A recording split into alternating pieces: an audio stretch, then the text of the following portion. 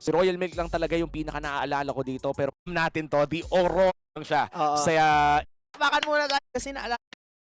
and ang It's been 2 years. Ang in-game full respect para dito sa Hitman. grabe. Hitman, Hillman, Setman, magpakailanman, ano ka pa man. Yan ang binan ngayon ng Falcon Esports. Nakikita natin yung pagrespeto nila against Rene J's Heroes. Meanwhile, for Aurora MLBB, very standard bans. I think ito din yung mga ban nila ng MPL pa lang. Oo. Funny Chip, baka Juicen yung magiging last ban ng Aurora MLBB right now. Eh kung hindi naman sira, bakit aayusin? Yes. The Zushin is very much one of those picks na hindi mo naman gusto ipalusot pero mukhang ipapalusot nila. Mukhang bait to. Pakiramdam ko patibong ito at kinagat ng Falcon Esports ang patibong ni Coach Master The Basics. Oo, baka meron silang ibang response. Luyi, Valen, Alpha, Suyu. Parang yun yung mga nakikita ko. Or Hylos. Pakiramdam ko Hylos plus someone na kayang umabot. Baka Hylos Hayabusa to o kaya Hylos Suyu. I feel like Hylos Suyu is the smartest choice here if you're Aurora MLBB para man lang may aabot na agad dito sa Zushin. Pero ang kakahinaan lang kasi ng Zushin dito, kailangan may aabot sa kanya eh. Yeah. If you're able to play the Joy, kahit nga Joy eh. Actually. Ayan na nga. Pero hindi Hylos ang kanilang Okay lang. okay Same lang. yan. Same. Yung Gatot Katcha tsaka Hylos, Same parang lang yun eh. parehas lang yan. Mas Oo. mas consistent lang ng konti para sa akin si Hylos. Oo. Ayan na nga, Hylos Bruno. So far, sa best pa lang natatalo si Bruno sa entire series natin. Pwede namang sumagot si Demon Kite, ay si Doming Kite. No? Oo. Kasi napagbaliktad ko na. Moskov, Harith, if gusto na niyang kumuha ng hero ngayon. Oo. I think though, hindi pa siya yung magiging focus right now for Aurora MLB. In case gusto nila kumuha ng gold lane, the Beatrix is still very much open to Actually. take. Beatrix ang magandang kapalitan ngayon ng Bruno. The Harith could be an option too kung gusto nilang labanan yung Hylos ultimate dito, yung Glorious Pathway. Aurora. Pero Aurora muna, tandaan natin si Yue yung pinaka-prolific na Correct. Aurora user sa buong regular season ng ating MPL Season 14. Ito yung bukod tanging Aurora na walang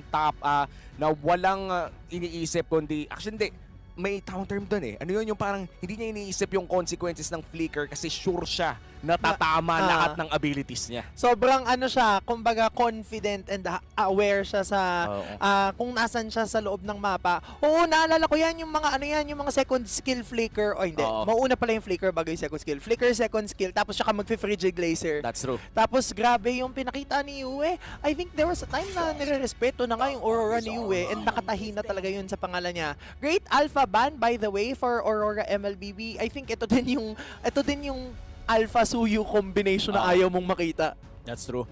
And yung Alpha versus Suyu na match-up, lamang naman si Suyu doon. But you don't want to risk it, especially may Gatot Katcha ka. Correct. Ayaw mong matunaw yung main tank mo as of now. Hindi pa rin naman natin alam no kung kay Rene J ba ito mapupunta o kaya kay Edward because ang daming flex pick ngayon. In fact, open pa nga yung Khalid na hindi masyadong napapansin ngayon. Parang 50% of the time may talagang nagkakaroon lamang ng palitan. And as we talked about the Beatrix earlier, mukhang gold lane na ang pupuruan dito ng Coach Nyo Chow. Sana tama yung pagkasabi ko ng pangalan mo, sir. Tanggalin na lang natin yung Beatrix. Ano pa kaya ang pwede nang idagdag? Pwede nang mag-ban out dito yung Aurora MLBB ng mga likes of, ayan na nga, Joy, yung binabanggit mo kanina, Assassin. Ang worry ko lang though ay sinong aabot? Hindi, kasi meron naman na silang Suyu. Pwede kaya silang mag-cloud kung gusto nilang aabot dun sa Falcon? Ayo. Kasi baka mag-ban ng Harith or Moskov ngayon yung Falcons. Sakto, no? Kung mag-ban pa sila ng Moskov, pwede naman yung Claude na buff naman ang kanyang Art of Thievery. Tsaka yung Correct. Claude, alam na ni Rene J yan eh. Pag pumasok yan sa tatlo, maraming mapapatay yan. And so far, yung Claude with the buff, pakindang mo naging mas maganda yung laning niya. Oo, talaga, alam mo, dahil nga, tinanggalan na ng mana si Claude, by the way, sa lahat ng mga hindi po nakakalam, tinanggalan na ng mana si Claude, so meaning, yung mga dating nagbe-basic common emblem kay Claude, hindi na yun yung ginagawa sa kanya. Ginagawa na sa kanya ngayon ay either tank, marksman, or assassin. Oo, pang dagdag damage na. Correct. And with this Edith ban coming in from Coach Nyo Chow, ano kaya magiging pick dito ng side ng Aurora MLBB? The Khalid is still open. Yeah, Khalid Arlot. O feeling ko pag nag-Arlot dito, no, parang flex na talaga yun. Papakita na talaga nila na nandyan pa rin ang galawang Agent Zero. Moskov! We talked about the Moskov at mukhang Moskov nga magiging choice ni Domeng dito. And we go back during the MPL Season 14. Yung Moskov na to, yung may malupitang crossover. Correct. Na as far as I remember, ang daming streamers na nag-react doon. Kasi akala nila sure deads na. Even yung mga kilalang mga streamers and world champions, parang inisip nila, patay na to si Domeng. Buhay. Pero biglang nabuhay pa. Again, that was with the flicker though. So okay naman. Muntikan pa. Tapos muntikan pa niya masil yung Lord doon. That's Yun true. yung time na yun na parang, halo, ang daming beses na nang muntik. Ayun, open yung Hilda! Okay. Doon tayo medyo mapapaisip. Kinabahan Boss ako Gamo. dun sa Hilda. Oo. The Hilda and the Zushin plus the Hylos. These are 4 power picks na nasa kamay ng Correct. Falcon Esports, no? Yung Bane lang yung medyo wala sa lugar. Oo. Pero bukod dyan sa yung 4 na yan, best in their class yung mga yan. Parang binigay ng Aurora MLBB yung mga best sa Willingly. mga role niya willingly. Ngayon ang tanong ay bakit? Yeah. For Aurora MLBB, Think kaya? ano kaya magiging last pick nila? Hindi pa sure kung XP or Rome ang Gatot Kacha dito. Once again, the Khalid is still available kung gusto nga nilang kunin yun. Think Arlot ka. Ah! Baka Jennifer to. Baka. This will be a Rome Guinevere na nakita na rin natin na lumabas from, I think, other tournaments na international din naman. But sadly, nung napanood ko tong Rome Guinevere sa ibang team ay hindi gumana. So hopefully dahil Aurora MLBB at si Rene J naman Sila yung na to gagamit, sana gumana. So once again, para sa mga bagong tutok lamang dito sa Philippine Broadcast ay best of 1 lamang ang ating matutunghayan na laban. Swiss stage kasi. At natalo na kanina ang mga Malaysian teams. Yung mga favorite na team ay natatalo ngayong araw na to. Kaya panandalian lamang ay tanggalin nyo na muna sa favorite list nyo. Bawal muna. Oo, wag muna. Huwag natin i-jinx. Pero kung Oo. tinatanong nyo kung sino si Jennifer, Siya si si Guinevere. Guinevere yun. Ano yon? Ibang pangalan ni Guinevere. Iniba natin si Guinevere. So ito na guys, magsisimula na ang laban ng Pilipinas. Tawagin nyo na ang mga tropa nyo. Kung kumakain pa kayo, tapusin nyo na yan. O kaya kainin nyo habang nanonood. As we enter the 6th match of the night, it's Aurora versus Falcon Esports. Pasok na tayo sa Land of Dawn. Ano kayang may expect natin sa early game dito, Papi? Early game, definitely kailangang dish out ng damage output ni Demon Kite dahil alam natin yung Suyu is a snowball reliant hero. So the moment na magkaroon siya ng snowball earlier on into the match, definitely good sign yun for Oy. him. And ito yung sinasabi nating mabilis dahil nilish lang din naman siya ng Guinevere coming from Rene J. And ngayon lang din naman ay magiging mas mabilis yung pagpunta nila towards that Little Wonder. Ang ganda ng ginawa ni Rene J doon. Kumbaga, niluto na niya, kakainin mo na Correct. ng Demon Kite para sa'yo to. At napakabilis ng rotation, may level gap na agad between Demon Kite and Dax. Kukunin XP gap lang at mukhang kukunin pa. Retribution is used at okay, Dax. Nakaisa ka. Huwag na mamaya. Oo. Ngayon lang yan, Dax. Okay lang yan. Sa'yo na yan, Dax. Maaga pa naman. Sa'yo na muna yung pagkakakuha mo ng inyong neutral camp. Pero ngayon, mukhang magle-level 4 din naman ang parehas nating jungler pagpasok ng unang pagong ng laban. And so far, I'd say, yung Aurora MLGB yung kumukuha ng aggro dito. Makikita na nga dito si Kid X. Mapapa-flicker ito yung sinasabi natin na flicker coming from Yue. Hindi man kumonekta pero okay lang yun kasi nakuha nila ang first blood plus revitalize against that Hylos. Napaka-decisive ng ginawa ng Aurora MLBB doon at mukhang si PX7 pa ata. Magpasalamat kang nag-flicker si Rene J kanina kundi patay ka na rin doon. Rene J making the play once again at dahil dyan first blood mapupunta sa Aurora MLBB. Si Royal Milk using this Hilda. Medyo hindi pa tayo nakakakita ng mga nambabarubal talaga. Alam naman natin na pag Hilda yun yung goal kapag nag-lock-in ka niyan. Kailangan makita nila na early on into the match, kinukuha mo na agad yung puesto towards that purple buff. Level 4 si Edward, magle-level 4 na din si Yue in just a while. Ito na yata yung naabangan natin, Uomi. Habang nandun lang din naman si Rene J, sinusubukang magpa-4. Yung turtle, sinisimula ni Dax habang nandito na si Demon Kite. May nagbabadyang gulo. Susubukan yata nilang pabagsakin si Demon Kite. Hindi magiging effective pero yung turtle na makapapasa kamay pa din ni Dax. Tumama yung deadly catch. Tapos nandito din yung Glorious Pathway. Sinubukan mag-Violet Requiem dito ni Rene J. Hindi yata siya mabubuhay kasi matatamaan siya ng Lantern Flare. Isa-isa nang nawawala mga member dito ng Aurora MLBB pero si Edward buhay pa din. Sinusubukan mapabagsak yung jungler na si Dax pero hindi magiging sapat. Okay yan, Falcon Esports making the play happen. At alam mo, habang nangyayari yan, nagkakaroon din ng trade-off kanina sa may bandang itaas. Nalugi pa nga si Doming doon sa 1v1 nila ng Bruno. And rightly so, no? Bruno naman talaga yung lamang sa 1v1 na yan. But ang nangyari talaga doon for Falcon Esports is that they were able to sustain so much of the damage na nanggaling sa Aurora MLBB habang pinipitas ni Royal Milk si Demon Kite. Kaya naman, I guess, the next objective fight, medyo kailangan isipin ni Demon Kite kung nasaan si Royal Milk. Oo, kailangan nilang mataan kung nasan nga ba nakapwesto itong si Royal Milk. Nakikita natin kanina, hindi tinatantanan ni Royal Milk si Demon Kite. Oo. Kaya nung nag-dash in si Demon Kite, hindi na sapat yung damage output niya. Nahuli siya ng Deadly Catch plus Crab Claw Cannon. Bumagsak siya in favor of Dax, and sila din yung nakakuha ng turtle, si PX7. Frigid Casey tumama! Kaya naman good job! Rina, nakakuha na ng panalo ang Aurora MLBB in a trade! Nice one at tumama pa nga doon sa may bandang top lane. Burning the Purify coming in from Benny. At magkakaroon nga ng malaking rotation dito ang kupunan ng Aurora MLBB. Pero mukhang titigil muna sila. No? Babagalan muna nila dahil 30 seconds ay lalabas na rin ang second turtle of the game. In terms of turtle control, aamin na ako sa iyo, Auntie. Medyo lugi tayo doon. Meron tayong may glorious pathway tayong nilalabanan, may kasabay na Crimson Beacon. Medyo mahirap talaga na mag-turtle dito. Pero hindi man ibig sabihin doon ay wala tayong palag. Kung sakaling mapitas agad yung Zushin o mapitas agad yung Bane, parang ganun lang. Hindi na gumising si Kuya mo, Dax. At kahit napakalaki nung Bane ay hindi siya makakapalag doon sa laban na yon as turtle spawns. Quick rotations, quick kills. Aurora MLBB mukhang ito ang sagot at itutuloy pa nila. Ang ganda pa ng pagkakasado ni Renny J ng kanyang Flicker plus Violet. Requiem, si Royal Mick ang susunod na magiging target. Yung Revitalizing hindi na yata magiging sapat, pero yung Glorious Pathway na lang ang susubukan nilang gawin para mabuhay doon sa mga nangyayari dito sa ating mapa habang yung Aurora MLBB kukunin yung turtle. And ito yung hinahanap natin. Ito yung inaabangan natin na mapatay natin yung jungler, tapos the moment that happens, tsaka tayo kukuha ng turtle. And that's really good for Aurora MLBB. Ang bilis nilang nahanap yung jungle. Malas lang yung Falcon Esports, no? Kasi pwede naman ibang tao yung nandun eh. Pero si Dax pa. Nagkataon pa na si Dax yung nandoon. At ang problema sa isang Bane jungle ay kapag nahuli ka ng mag-isa ay most likely katapusan mo na talaga. And wala ka kasing dash. Ang movement speed bonus mo ay nagagaling lamang sa inyong second skill. At kasabay na rin ang iyong possible retribution na kulay blue.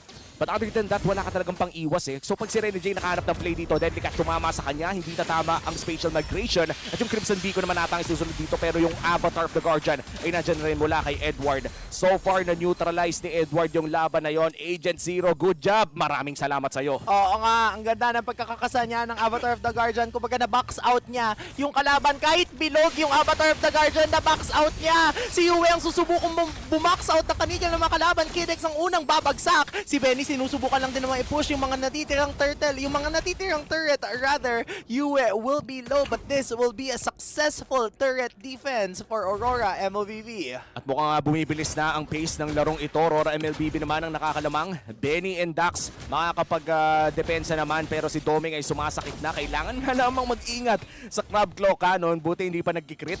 Pag nag-crit yun, medyo masakit. So for Aurora MLBB, I guess kay Renny J pa rin umiikot yung laro. As long as may mahuli with a thump at makapag-Violet Requiem siya, that should be in automatic conversion for Aurora MLBB. May burst damage naman sila. Kaso ang fear ko dito ay wala tayo masyadong lakas ng mid to the late parts. Late game pa talaga papasok ulit. So early game malakas tayo. We have Renny J and we have Demon Kite and also Yue. That's a very potent early game. Pero late game na ulit tayo lalakas. Oo, kapag nagkaroon na ng espasyo si Doming, which is, by the way, he's getting right now. And alam mo, ngayon ko lang na-realize yung concept also of picking this Guinevere in the Gatot Kacha. Kasi kapag nag-Avatar of the Guardian, tatalbog yung mga kalaban, tapos pwede na agad i-cast yung yung Violet Requiem. So, nagiging madali yon. But ito na nga yung sinasabi mo kanina, Womi, medyo mahirap yata in terms of turtle control. Ang side ng Pilipinas, si Domeng pupunta na lang din naman, susubukan niyang pumasok into the members of Falcon Esports. Ayun na! Frigid Casey kumonekta sa tatlo, tapos nandiyan na yung Avatar of the Guardian na nababox out ng mga membro ng Aurora MLBB. Tapos nandito lang din naman sila tatlo. Benny? Laban sa apat, si Benny yata hindi babagsak. Susubukan pa ding mabuhay doon ni Benny with a double kill. Habang si Domeng trabaho lang, susubukan niya i-push yung mga natitirang mid lane turret, kaya kahit papano Okay na-equalize na. nila. Okay lang. Good diversion play yon Okay mula sa Aurora lang. MLBB. Lamang ang Falcon Esports, around 700 gold lead ngayon, pero at least nakuha ng Aurora MLBB yung mid lane turret at napakalaking bagay po niyan in terms of going inside the jungle of Falcon Esports. At least ngayon, mas makakapasok na sila Rene J. May malaking chance na makahanap siya ng play sa loob mismo ng jungle ng Falcon Esports. Kailangan lang nila alagaan yung wave dito sa may bandang mid. At tama yung sinabi mo kanina, Anty, no, medyo hirap talaga makapag-turtle pa rin dito or makapag-lord rather ang Aurora MLBB kung hindi nila mapipitas ang isa sa mga miyembro ng Falcon Esports dahil grabe yung zone control ng lineup na to. Oo, Rene J naman dito, maganda din yung pwesto. Susubukan yata niyang visionan lang din dito si Benny.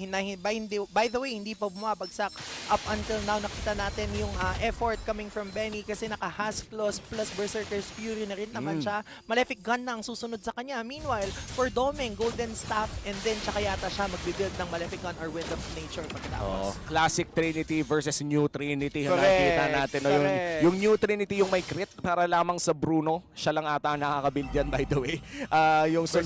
Yung sunod naman ay yung Classic Trinity na may Golden speed. Staff, attack speed. Yan naman makikita natin mula kay Domeng. Pwede rin namang mag-New Trinity dito si Domeng pero hindi gaano kaganda. Mas okay pa rin talaga yung effect ng Golden Staff na nabibigyan siya ng additional cooldown reduction sa kanyang pagdadash. Kaya naman nakakapag-push siya ng ganyan. By the way, may karapatan siyang gawin yan kasi may Spear of Destruction naman. Meron. Pwede. Kaya kahit mapasakamay ng Falcon Esports ang unang lord ng laban, okay. Wow! Necktie Spear of Destruction! Tapos nakuha ni Domeng! Nakuha pa niya yung turtle! Nakuha pa niya yung Lord! Nakuha pa niya yung Torre sa top! Kaya naman, what a play coming from Domeng! Kaso naubos tayo, men. Tatlo yung nawala para sa Aurora MLBB. At tuloy-tuloy lang ang pagpupush dito for Falcon Esports and this is what's bad. May Bruno, may Bane. Napakabilis mag-push. Kailangan maklear ito ni Demon kahit at magiging successful naman. 2 turrets plus a Lord pero may 3 kills. Magagamit naman natin yung Lord kasi aabot si Edward, Rene J, and Yue for that pot pending Lord push. And at least magiging malaki yung control natin doon sa top lane. But what a play, Spear of Destruction lang. Kanina binabanggit mo pa lang kung gaano kaganda yung Spear of Destruction na nagmumula kay Domeng, pero hindi natin ine-expect Ayun, na of all people, si Domeng yung makaka-steal ng Lord. Kasi yan Ang aga din nag-retry ni Dax. Yun yung rason kung bakit nakuha ni Domeng yun. And honestly speaking, pakiramdam ko bonus na lang para kay Domeng kung makuha niya yon. Ang iniisip niya, sige gagamitin ko yung Spear of Destruction para maka-teleport doon kung sakali magkaroon ng team fight. Kaso nakuha niya yung Lord Ibig sabihin nun, hindi na niya kailangan pumunta. Bakit pa nila ipipilit yung laban kung pwede nilang irekta na lamang dito sa may bandang ibaba, Aurora MLBB. Looking for Kid X. Nandyan yung mga stun, yung Revitalize ay nagamit na rin. At mukhang makakadepensa naman ng bahagya dito ang Falcon Esports. At nabalibag dito si Edward, low HP na siya. Subukan pa nilang pumasok, mapapa-out na lang din naman dito si Rene J. Lahat ng mga Revitalize, lahat ng mga heal, ikakasa na rin naman. Wala pang babagsak, walang casualty. Pero so far, Aurora MLBB na ma-maximize nila yung spasyo na binigay sa kanila ng unang Lord na na-steal ni Domeng. And Aurora MLBB, hindi man sila lawang sa gold, lamang naman sila sa map control. So eventually, yung gold swing, makikita din naman natin. Yan naman talaga ang trend ngayon. Whoever controls the map, controls the game. And for Aurora MLBB, great understanding para sa meta na to. Regardless, kahit lawang yung Falcon Esports, basta sila yung unang aabante, sila yung unang mag-pull ng trigger, mahanap nila yung target, eventually, ay makukuha din nila yung pagkapanalo. But for Falcon Esports, ang galing kasi nila dumepensa. Totoo. And super understandable because they have the Bruno, they have the Bane, and even the Juice na sobrang nagiging security nila the moment na mag-extend yung Aurora MLBB. Nakita natin kanina, even si Rene J napa-flicker in and napa-flicker out pala. Kasi medyo naging alanganin yung pwesto niya coming from the spatial migration. Kaya naman yun yung kailangan maging cautious of ng Aurora MLBB. Ngayon na 25 seconds na lang bago lumabas ang susunod na Lord. At in fact, lamang nga pala dito si Domeng against Ayan na, the gold lane of Falcon Esports. At sakto-sakto yung win chant. At least 3 crit galing sa bola yung maiiwasan yan kung matatime ng well ni Domeng. Hindi pa nga namamatay si Domeng Hindi pa. So far, it is a perfect game for both gold laners here. In terms of kills though, nakakalamang si Benny. Pero in terms of gold, pantay na pantay lamang ang ating nakikita. Pero ito na, the next Lord, the Luminous Lord. Rora ang makakaset up at mukhang pwede nilang i-burst. Royal Milk does have an angle, pero kailangan nila mag-ingat dito sa Glorious Pathway ni Dick. Oo, masakit na din yung damage output na nagmumula sa sibat na nagmumula kay Domeng. Kinasa niya yung Spear of Destruction pero walang tatamaan. Una nang babagsak si Edward. Isa-isa na ding makakakuha yung Falcon Esports ang pick-off. Kaya naman sila makakakuha ng Lord. Mapapabagsak ni US si Royal Milk pero hindi yata magiging sapat kasi mega kill na coming from this Bruno. Kompleto. 4 pala mga miyembro ng Falcon Esports na nabubuhay habang 3 ang natitira sa Aurora MLBB. Nagugusto yung depensahan ang siege na gagawin ng Falcon Esports. Ang sakit talaga ng Bruno at ang bilis pa mag-push ng Bane. Aurora MLBB loses an objective fight once again. Napakahirap naman kasi talaga labanan ng isang Zushin, Hylos, tapos meron ka pang Bane na lahat ng AOE. Natatamaan. Yung objective talaga doon tayo nadadali, kapatid eh. Kumbaga parang yung komposisyon ng Falcon Esports dito ay built to win. Yep. In Lord Peter na kailangan may mapitas pero kailangan muna dumepensa if you're Aurora MLBB. Depensang Marino muna. Supportahan natin ang Aurora MLBB. Ito na yon, kailangan ni Doming depensahan ang Lord na ito habang nagwararagasa ang Falcon Esports dito sa mga natitirang turrets ng Aurora MLBB. This will be a successful base defense. This will be the first step towards taking that victory for Aurora. Okay na yon. Kanina pinag-usapan natin na na mahina tayo by mid to late. Oo. Tapos na yon, guys. Okay. Alpha 14 minutes na tayo. Babalik na tayo sa programming na malakas yung late game natin. Nakapag-farm naman dito si Doming, so pwede nating abangan. Basta magkaroon ng espasyo dito si Doming ay may chance pa tayong manalo. Spear of Destruction nga nagamit na nga rin. Glorious Pathway nandyan. Yue, half HP. Tignan mo yung free hit kay Doming! Doming! Oo, napakasal siya ng Wind of Nature. Hindi yata magiging sapat yun para mabuhay siya. Avatar of the Guardian, nakasana rin naman si Demon kahit nandun sa likod. Pero wala na ang mga member dito ng Aurora MLBB. Bumagsak si Rene J, si Demon kahit susubukang tumakas. Pero mababuhat siya doon. Kaya naman killing spree coming from PX7. 2 para sa 2. Pero ngayon, Aurora MLBB ang kailangang dumipensa. Nako, 3 inhibitor turret ang nawala sa Aurora MLBB. Si Benny ay napakasakit na at hindi ito yung bagyo. Sadyang masakit lang talaga. 1 minuto bago lumabas ang sunod na Lord at Aurora. Dehadong-dehado. Magiging honest tayo dito, no? Kailangan asikasuhin ng Aurora MLBB ang kanilang mga waves. If there's one big chance na manalo sila dito, it is via pick-off na medyo malabo mangyari if you're looking at Kid X at pati na rin Royal Milk. So hopefully, makahanap ng angulo dito si Rene J kay Dax o kaya dito kay PX7. Napakasakit mo na, Kuya Benny. Nararamdaman na yung damage output na nagmumula from this Bruno. Just goes to show kung bakit natin kinoconsider na power pick ang Bruno nito. But still, in terms of damage dealt, si Yue naman ang pinakamalaki. Kailangan lang makahanap ng Aurora ng opening. Ito na yata yung opening na gusto nilang makita. Doming may ipit na ba? Hindi tatama yung Spear of Destruction pero sabi niya okay lang yan kasi hindi naman itutuloy ng mga miyembro ng Falcon Esports ang paghabol doon kay Doming. Nakakaba naman yun. Nilapagan na ng Glorious Pathway.